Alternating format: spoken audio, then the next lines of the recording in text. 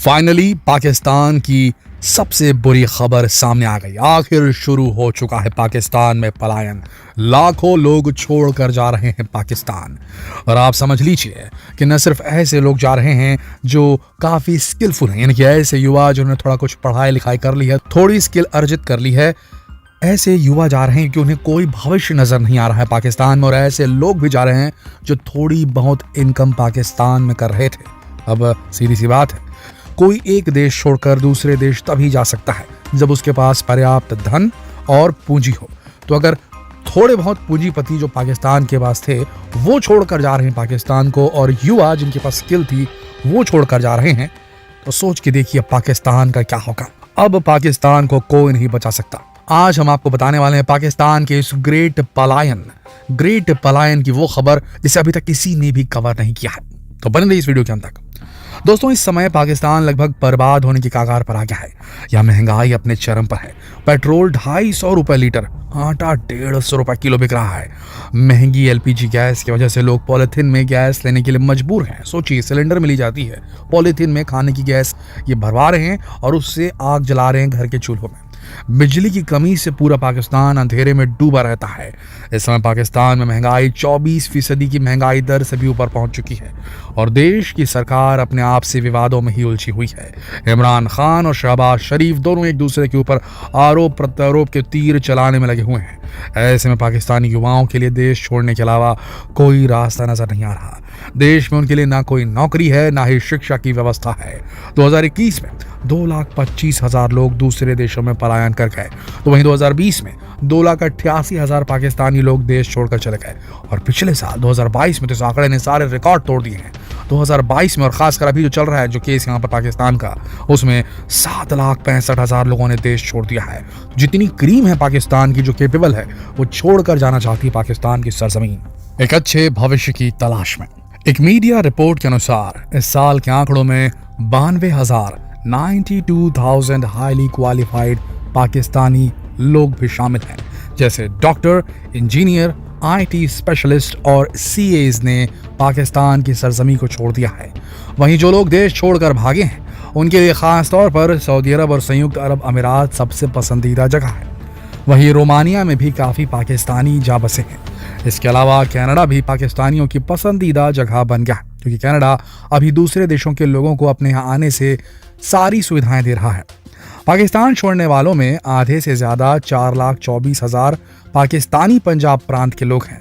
इसके बाद 27,000 पाकिस्तान अधिकृत कश्मीर से, 7,000 बलूचिस्तान से और 6,000 इस्लामाबाद से थे।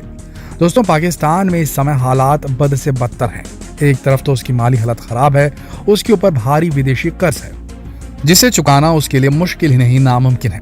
पाकिस्तान का विदेशी मुद्रा भंडार सिर्फ 4.3 अरब डॉलर रह गया है और ऐसे में पाकिस्तान के ऊपर डिफॉल्टर होने का खतरा मंडरा रहा है।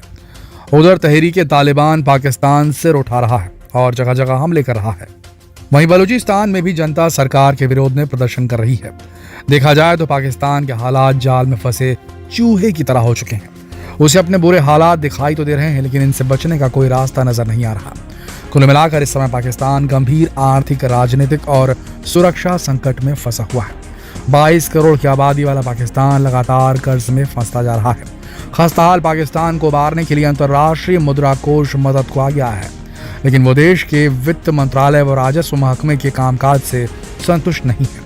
IMF ने पाकिस्तान को अब तक 1.2 अरब डॉलर का कर्ज वितरित किया है। इसके साथ ही उसका पाकिस्तान पर कुल कर्ज बढ़कर 7 अरब डॉलर हो गया है। और इन हालातों में पाकिस्तान के पास देश के युवाओं को देने के लिए नौकरी तक नहीं है, और अगर नौकरी दे भी देगा तो उनकी सैलरी देने के लिए सरकार के पास पैसे ही नहीं है। तो फिर जनता करे तो करे क्या। पाकिस्तान की कई कंपनियों ने छटनी का दौर शुरू कर दिया है। इस साल के अंत तक मुल्क में लाखों लोगों को नौकरी से हाथ धोना पड़ सकता है। खबर है कि फिलहाल पाकिस्तानी सरकार इंटरनेशनल मॉनेटरी फंड यानी IMF के कर्ज के चलते मिनी बजट की तैयारी कर रही है।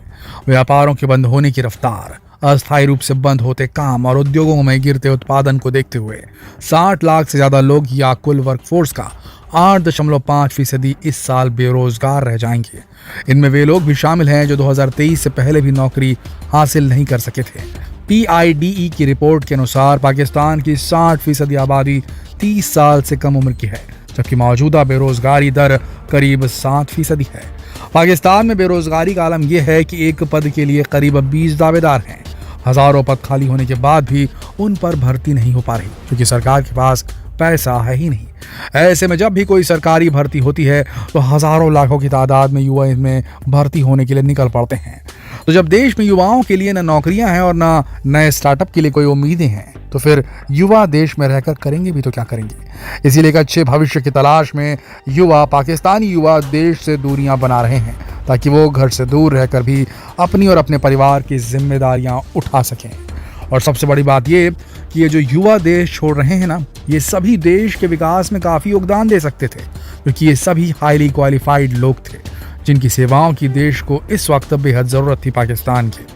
एक रिपोर्ट के अनुसार 2022 में देश छोड़ने वालों में 92,000 से अधिक ग्रेजुएट, 3,50,000 ट्रेंड प्रोफेशनल्स और इतनी संख्या में अप्रशिक्षित मजदूर शामिल थे जो कि रोजगार की तलाश में खाड़ी देशों में चले गए थे। इस तरह अब पाकिस्तानी युवा देश में रहना ही नहीं चाहते और सरकार भी उनके लिए कुछ कर नहीं रही है। सरकार करे भी तो क्या, उसके पास तो भीख मांगने की नौबत आ चुकी है और ये काम शहबाज शरीफ बहुत अच्छी तरीके से कर भी रहे हैं। पाकिस्तान के प्रधानमंत्री शहबाज शरीफ और नए सेना प्रमुख आसिम मुनीर मित्र राष्ट्रों का दौरा कर रहे हैं और पाकिस्तान के लिए फंड और कर्ज जुटाने की कोशिशें कर रहे हैं। संयुक्त अरब अमीरात ने पाकिस्तान के लिए $1 अरब के नए कर्ज की घोषणा की है।